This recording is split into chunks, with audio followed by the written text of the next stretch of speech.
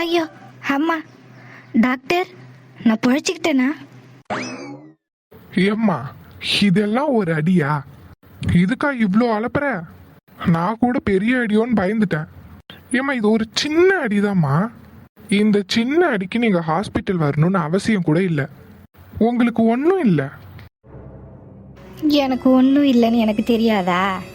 பெருசாக பேச வந்துட்டாரு. நான் போட்ட பிளானே இதுதான். விழற மாதிரி நடிச்சு அவளை இன்டர்வியூ போக விடாமல் பண்ணணும்னு தான் நான் இவ்வளோ பெரிய பிளானே போட்டேன். எனக்கு தெரியாதா எனக்கு அடிபட்டுச்சா படலையான்னு? வந்துட்டாரு பெருசா. இங்க பாருங்கம்மா, இந்த மாதிரி சின்ன சின்ன அடிக்கெல்லாம் நீங்க ஹாஸ்பிட்டல் வர வேண்டிய அவசியமே கிடையாது. இதுக்கெல்லாம் எதுக்குமா பயப்படுறீங்க? ஐயோ இல்லை டாக்டர், சரியான வலி வலிச்சுது. அடிப்பட்ட அதிர்ச்சியில் அப்படி இருந்திருக்கும். ஆனா ஒரு சின்ன ரத்த கட்டு கூட இல்லைம்மா. உங்களால நல்லா நடக்க முடியும். ஏன் விட்டா ஓட கூட முடியும். அந்த அளவுக்கு இருக்கு காலு. நீங்க எதை பத்தி வருத்தப்படாதீங்க. வலி இருந்தா மட்டும் நான் எழுதி கொடுக்குற டேப்லெட் போடுங்க. இல்லைன்னா அதுவும் தேவையில்லை. ஒரு சின்ன வீக்கம் கூட உங்க காலில் இல்லை. அதையும் மீறி ஏதாவது வலிச்சதுன்னா ஐஸ் கட்டி வச்சு ஒத்தடம் கொடுங்க. அதுவே போதுமானது. ஆ சரிங்க டாக்டர்.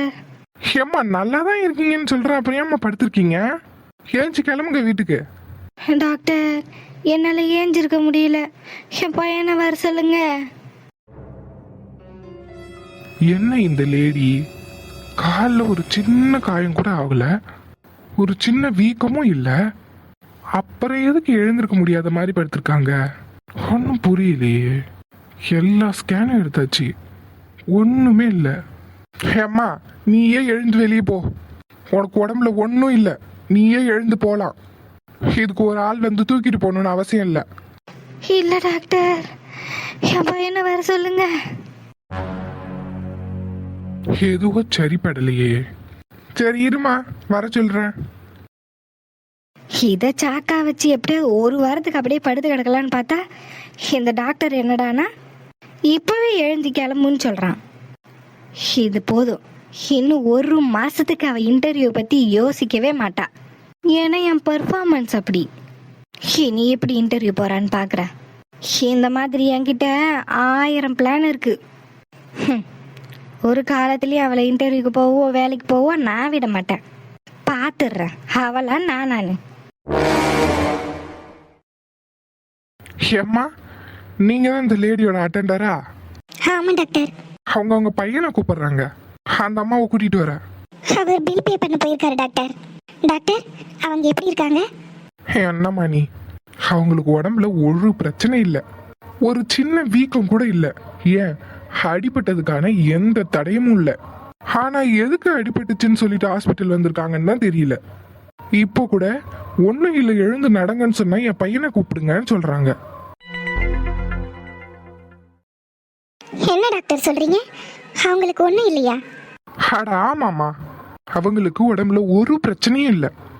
எக்ஸ்ரே கொண்டு எடுத்து பார்த்தாச்சு, அடிபட்டதுக்கான எந்த தடையும் அவங்க காலில் இல்லை. ஆனா எதுக்கு அவ்வளோ கத்துனாங்கன்னு தான் தெரியல. இன்ஃபேக்ட் அவங்க உண்மையை சொல்றாங்களா பொய் சொல்றாங்களான்னு கூட தெரியல. ஏன்னா கால் நல்லா இருக்கு, எழுந்து நடங்கன்னு சொன்னா கூட அவங்க எழுந்திருக்க மாட்டாங்க. I think she is planning for something. உங்க ஃபேமிலிக்குள்ள என்ன நீங்களே கிராஸ் செக் பண்ணிக்கோங்க. அவங்க பையனை கூப்பிடுறாங்க, வந்து கூட்டிட்டு கிளம்புங்க. வேஸ்ட் ஆஃப் டைம், ஹாஸ்பிட்டல் டைமையே அவங்க வேஸ்ட் பண்றாங்க. இந்த டைம்ல எத்தனை பேஷண்ட்டை நான் பார்த்துருப்பேன். உண்மையா அடிபட்டு வர்ற பேஷண்ட் எல்லாம் வெயிட் பண்ணிட்டு இருக்காங்க. இவங்களுக்கு உண்மையா அடிபட்டு நினைச்சுதான் நான் இவ்வளோ நேரம் அவங்க கூட டைம் ஸ்பெண்ட் பண்ணிட்டு இருந்தேன். கடைசியில் அவங்களுக்கு பார்த்தது எல்லாமே வேஸ்ட் ஆஃப் டைம். இந்த டைம்ல உண்மையான பேஷண்ட்டை நான் ட்ரீட் பண்ணியிருந்தா கூட யூஸ்ஃபுல்லா இருந்திருக்கும். ஏன் இப்படி வந்து ஹாஸ்பிட்டல் டைமை வேஸ்ட் பண்றாங்கன்னு தான் தெரியல. அவர் வந்த உடனே நீங்க கூட்டிட்டு கிளம்புங்கம்மா. Okay doctor. டாக்டர் என்ன இப்படி சொல்றாரு? அத்தை அடிபட்டுருச்சு, வலி தாங்க முடியலன்னு அப்படி எழுதாங்க.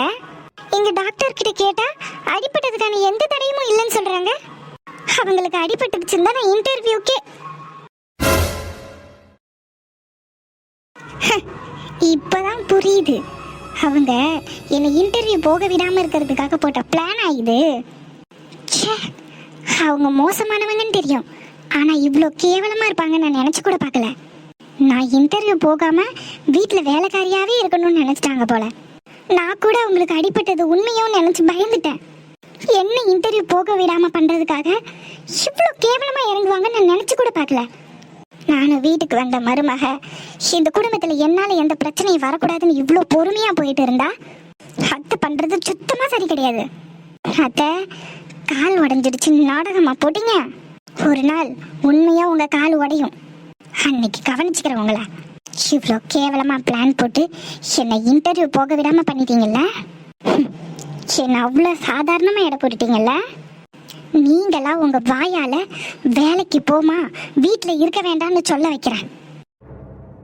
எப்படா இவ வேலைக்கு போவா, நம்ம நிம்மதியா வீட்டில் ரிலாக்ஸ் பண்ணலாம்னு நினைக்கிற அளவுக்கு உங்களை நான் பண்ணல. என் பேர் சத்யா கிடையாது.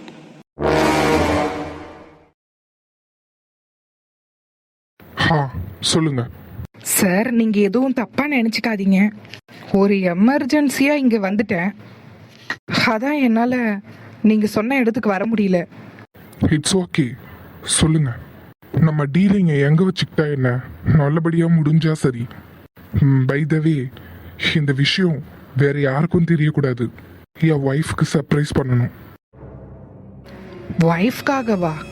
ஒய்ஃப்க்கு சர்ப்ரைஸ் பண்ண ஏதாவது சாரி வாங்கி தருவாங்க, அதை விட்டு போனால் ஏதாவது காஸ்ட்லி கிஃப்ட் பண்ணுவாங்க. நீங்கள் என்ன சார் பிஸ்னஸ் டீலிங்கெல்லாம் ஒய்ஃப்க்கு சர்ப்ரைஸ் பண்ணுறீங்க? அவ அந்த மாதிரி பர்சன் தான். ஸ்டார் பேலஸ் தானே சொன்னாங்க, இந்த இடம் தான் அது. எங்க போய் தேடுறது இவ்வளோ பெரிய ஹோட்டல்ல? அவங்க பர்சனலா பேசணும்னு சொல்லியிருக்காங்க, வெளியே உட்காந்து பேச போறாங்க. எப்படி இருந்தாலும் இந்த வழியா தானே அவங்க வெளியே போவாங்க. அப்ப பாத்துக்கிறேன்.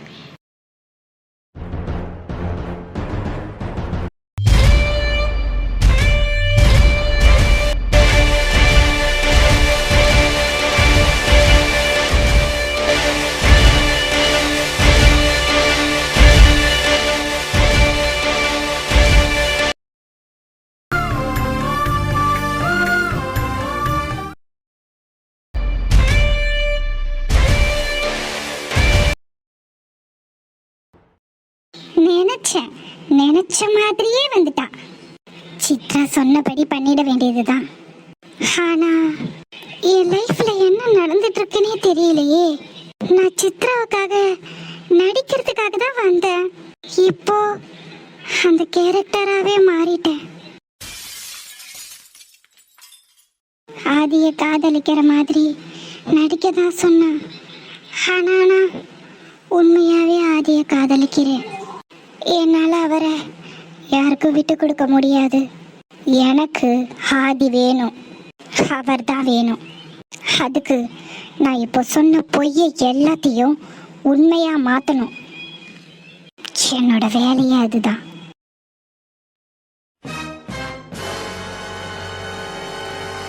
என்ன இவ சொன்ன மாதிரி இங்க நிக்கிறா? பார்த்துட்டா, சீனி கிளம்பிட வேண்டியதுதான். இன்னும் 5 நிமிஷத்துல ஆதியும் வந்துருவாரு. அவ பார்த்தா நம்ம போட்ட பிளான் எல்லாம் சக்சஸ்.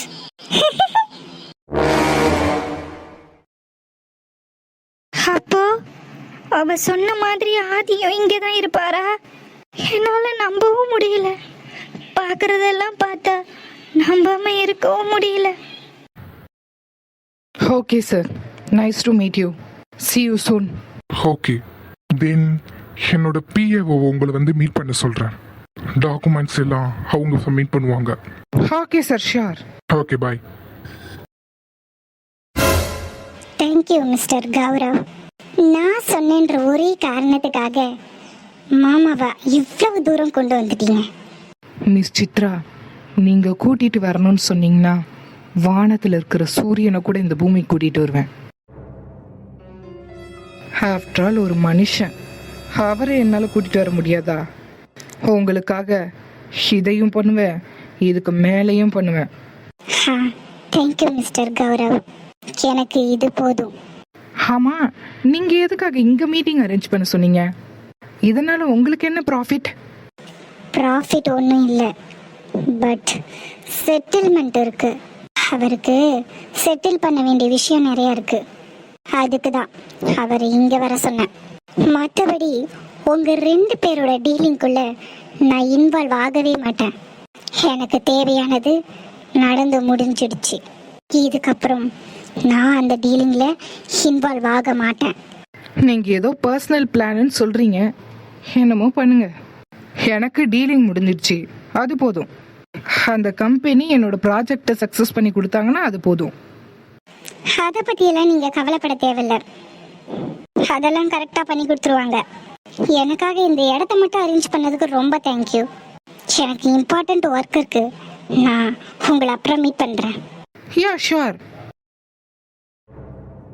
அழகு இருக்கிற இடத்துல ஆபத்து இருக்குன்னு சொல்லுவாங்க. இப்படி அழகே ஆபத்தா வந்து நிக்குது. பட் எனக்கு ஆபத்து பிடிச்சிருக்கு. அதுல தானே ஒரு த்ரில்லிங்கே இருக்கு.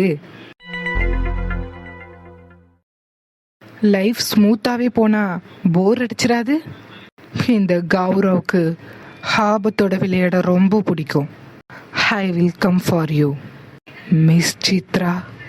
Sorry Mrs Gaurav.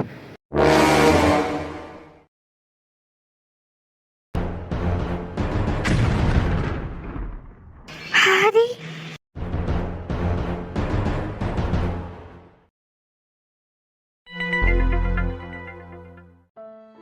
அப்பா, அந்த மகிமா சொன்னது எல்லாம் உண்மைதானா? என் கண்ணாலே பார்த்துட்டேன். இதுக்கப்புறம் அது பொய்யன்னு எப்படி சொல்ல முடியும்? அவருக்கு கால் பண்ணப்போ பக்கத்துல தான் இருக்குன்னு சொன்னாரு. ஆனா இவ்வளோ தூரம் வந்திருக்காரு. அது வந்து மகிமாவை பார்க்கணுன்றதுக்காக. அப்போ அவன் சொன்னது எல்லாம் உண்மைதானா?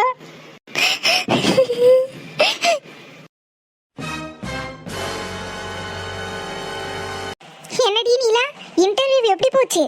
கொஞ்சம் டஃப்பா தான் இருந்துச்சு. இன்னும் 2 டேஸ்ல இன்ஃபார்ம் பண்ணுவாங்க செலக்ட் ஆயிருக்கனா ஆகலையான்னு. செலக்ட் ஆகணும். ஆயிடலாம். அர்ஜுன், இவ என் பொண்ணு. அதெல்லாம் ஈஸியா செலக்ட் ஆயிடுவா. ஓ அப்பா, அப்படியா? உங்க பொண்ணுனா அப்போ எனக்கு உனக்கு அக்கா. அது சரி. தங்கச்சியா இருந்து இந்த பாடுபடுத்துற, அக்காவா இருந்தா சொல்லவா வேணும்? போல இங்க பாருங்கப்பா. என்ன அர்ஜுன்?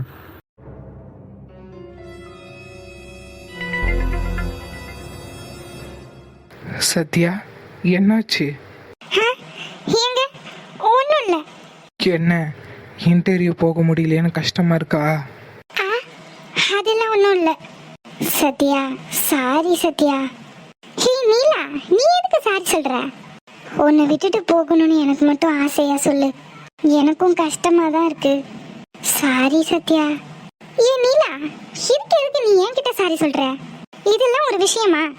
இந்த இன்டர்வியூ இல்லைன்னா இன்னொரு இன்டர்வியூ, அதுவும் இல்லாம 2 பேரும் ஒரே இன்டர்வியூ அட்டன் பண்ண போனோம். ஒருத்தருக்கு வேலை கிடைச்சு ஒருத்தர் கிடைக்கலனா கூட கஷ்டமா தான் இருக்கும். இப்ப பாரு, உனக்கு கண்டிப்பா வேலை கிடைக்கும், எனக்கு இன்னொரு இன்டர்வியூல கிடைக்க போகுது. அவ்வளவுதான். இதுக்கு எதுக்கு நீ சீரியஸா பேசிட்டு இருக்க? நானே அதை சீரியஸா எடுத்துக்கல. பாருமா சத்யா, நீ எதை பத்தியே ஃபீல் பண்ணாத. உனக்கு வேலைக்கு போகணும்னா போ, வேண்டானா வீட்லயே இரு. எந்த ப்ராப்ளமும் இல்லை. சரி மாமா. உன் வீடு எப்படியோ அதே மாதிரி இங்க நீ கம்ஃபர்டபுளா இரு. அதான் அப்பாவே சொல்லிட்டாரு, அப்புறம் என்ன? ரொம்ப நாள் ஆகுது இந்த மாதிரி உட்காந்து பேசியே. டெய்லி நைட்டு நம்ம சாப்பிட்டு முடிச்சுட்டு இங்க உட்காந்து பேசிட்டு அதுக்கப்புறம் போய் தூங்கலாம். அதுக்கு ஒன்ன மாதிரி வெட்டியா இருக்கணுமே. இல்ல வாழ, அதுக்கு சொல்லல. அப்பாவே இப்பதான் ஃப்ரீயா வந்து உட்கார்றாரு. இந்த மாதிரி அபூர்வமான விஷயம்லாம் எப்பயாச்சும் தானே நடக்கும். அதுக்கு தான் சொன்னேன். சரிதான்ல. சரி சரி, சண்டை போட்டுக்காதீங்க, போய் தூங்குங்க. Good night. உன்னை பிறகு கவனிச்சுக்கிறேன். எப்ப பாரு அவகிட்ட வம்பு இழுத்துக்கிட்டே தான் இருப்பீங்களோ? அவகிட்ட வம்பு இழுக்கலைன்னா அன்னைக்கு நாளே ஒழுங்கா ஓடாது. இப்ப பாரு, நிம்மதியா போய் தூங்கலாம். சரி வா போலாம்.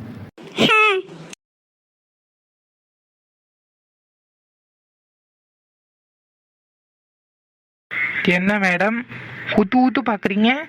ஒன்றும் இல்லைங்க. எல்லாரும் முன்னாடியும் தான் வாங்க வாங்கன்னு கூப்பிடுற, இங்கேயுமா? வேணா, நான் இப்படியே கூப்பிட்டுக்கிறேன். ஒரு இடத்துல ஒரு மாதிரி, இன்னொரு இடத்துல இன்னொரு மாதிரியும் கூப்பிட்டா யாராவது இருக்கும்போது பேர் சொல்லி கூப்பிட்டதுன்னா பிரச்சனை ஆயிடும். எனக்கு பிரச்சனை இல்லை, நான் இப்படியே கூப்பிட்டுக்கிறேன். அது சரி. அர்ஜுன் கிட்ட எல்லாத்தையும் சொல்லலாமா வேண்டாமா? அவர்கிட்ட சொல்லி என்ன ஆக போகுது? சொன்னாலும் அம்மா கிட்ட போய் கோவப்படுவாரு. வேற என்ன பண்ணுவாரு? இதை நான் பாத்துக்கிறேன். என்ன ஏதோ ஆழ்ந்த சிந்தனையில இருக்கிற மாதிரி தெரியுது. சிந்தனையா? அப்பெல்லாம் ஒண்ணும் இல்லையே. எனக்கு பார்க்க அப்படிதான் தெரியுது. இல்லையே, அதெல்லாம் ஒண்ணும் இல்ல. ஏங்க என்ன என்ன? ஒன்றும் இல்லை.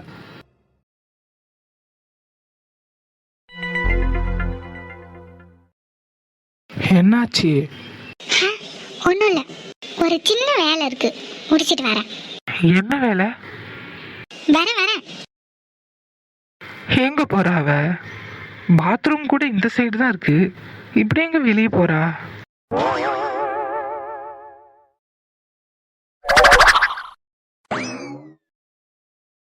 இந்த வாரம் அர்ஜுன் விடுங்க. என்ன சத்தம் அது? இவ ஏதோ கத்துற மாதிரி இருக்கு. ஆஹா, முடியாது. இருங்க, உங்களை என்ன பண்றேன்னு பாருங்க. அர்ஜுன், என்ன இது? விடுங்க, யாராச்சும் வர போறாங்க.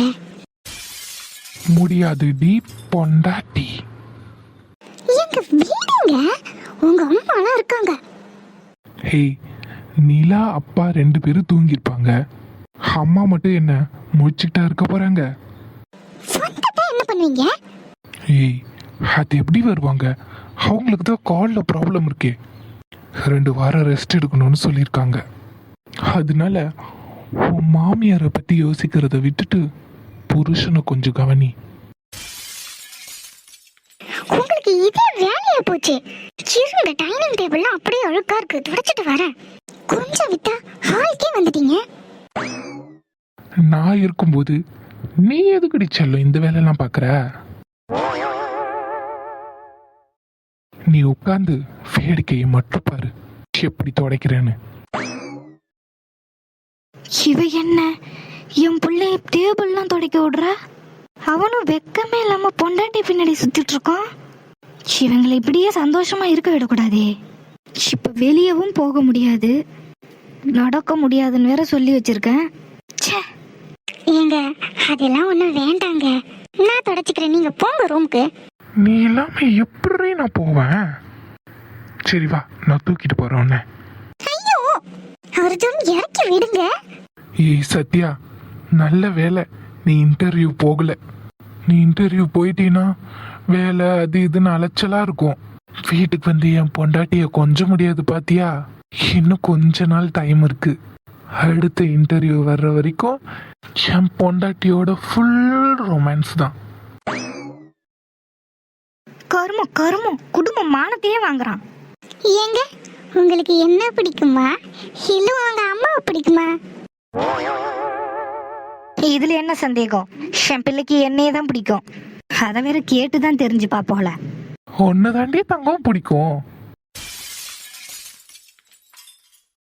அவ்வளவு பிடிக்குமா? ஏங்க, வர வர உங்க சேட்டை அதிகமா தான் ஆயிட்டே இருக்கு. சோ, இவ்வளவு முரட்டுத்தனமா அவன் நடந்துக்கிறது. டேபிளையும் சுத்தம் பண்ண வேண்டாம், ஒண்ணு வேண்டாம், வாங்க போலாம். உங்களோட இதே தொல்லையா போச்சு. எப்ப பாரு இதே மாதிரி சேட்டை பண்ணிட்டே இருங்க. இன்னைக்கு இது போதும்.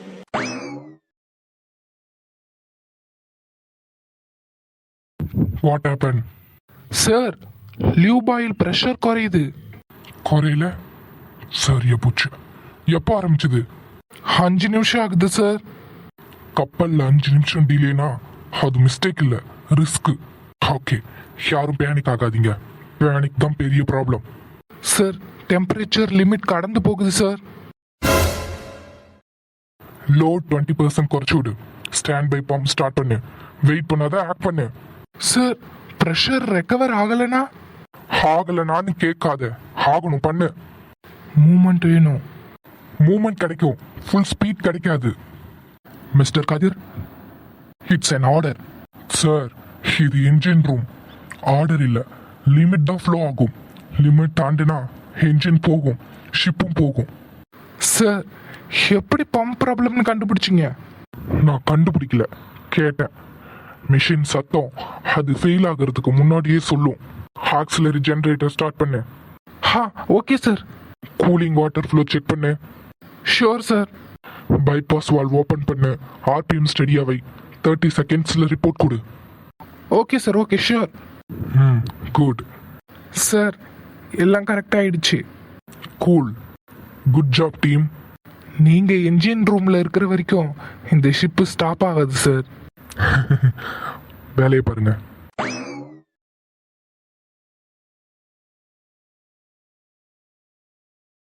ஒரு வருஷத்துல பாதி நாள் இந்த கப்பல்ல தான் நான் கிடக்குறேன். தினம் இந்த இடத்துல தான் நிக்கிறேன். ஆனா இன்னைக்கு அந்த நிலா ரொம்ப அழகா தெரியுது.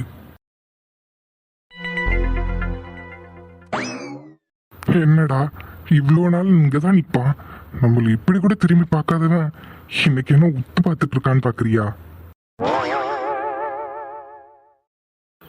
நிலா, உண்மையிலேயே நிலா ரொம்ப அழகுதான்.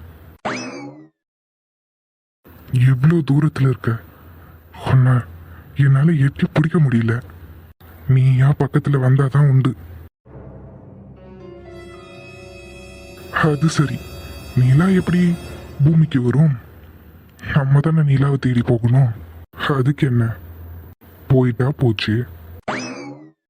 முன்னாடிலாம் எப்படா ஷிப்புக்கு வருவோன்னு இருக்கும், இப்போ எப்படா வீட்டுக்கு போலான்னு இருக்கு. இந்த 6 மாசம் எப்படி போக போகுதுன்னே தெரியல.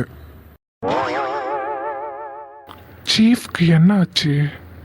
அந்த நிலாவையே பார்த்து சிரிச்சிட்டு இருக்காரு. வேற ஏதாவது தெரியுதா? எனக்கு ஒன்றும் தெரியலையே. இவர் எதை பார்த்து சிரிக்கிறாரு?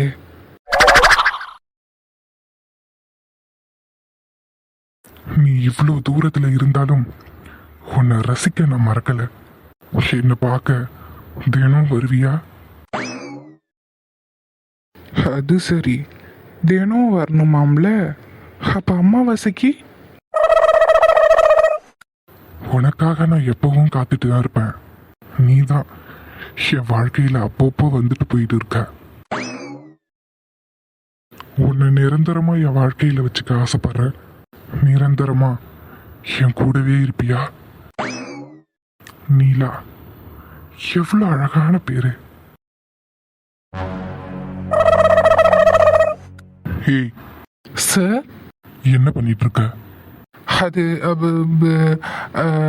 நீங்க நிலாவை பத்தி ஏதோ பேசிட்டு இருந்தீங்க. அதான் அங்க என்ன தெரியுதுன்னு பார்த்துட்டு இருந்தேன். அங்க ஒன்னும் தெரியல, போய் வேலையை பாருங்க. அதுக்கு இல்ல சார். ஹாட்டிங், போய் வேலையை பாரு.